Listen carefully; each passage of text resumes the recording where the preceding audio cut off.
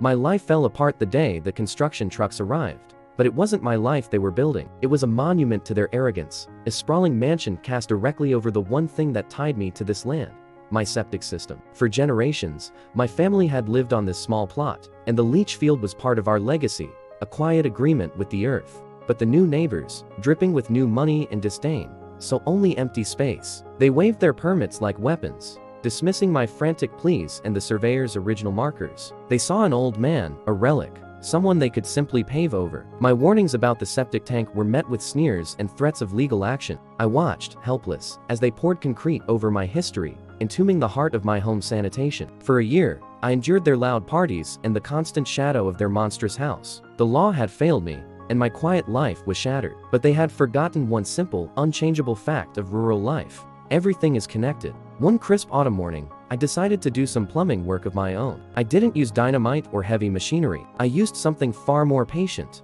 far more relentless. I introduced a massive, aggressive root system into the inflow pipe on my side of the property line. It was a special, fast-growing variety I'd researched, one that seeks water with an almost intelligent desperation. For months, nothing happened. Then, the whispers started. Plumbers became a permanent fixture next door, their vans a testament to a problem money couldn't diagnose, let alone fix. The smell, faint at first, began to cling to their manicured lawns. Their multi-million-dollar palace was slowly, irrevocably being poisoned from below by its own waste, a problem without a source they could see or a solution they could buy. They had built their foundation on disrespect, and now, their home was rotting from the inside out, a consequence of burying the past. They can never sell it, not like this. And every morning, when the wind is just right, I am reminded that some problems aren't meant to be fixed with money. They're meant to be lived with. If my story has moved you in any way, a simple like on this video would mean more than you know. Remember this: the deepest roots are not always visible, and true strength doesn't come from what you build,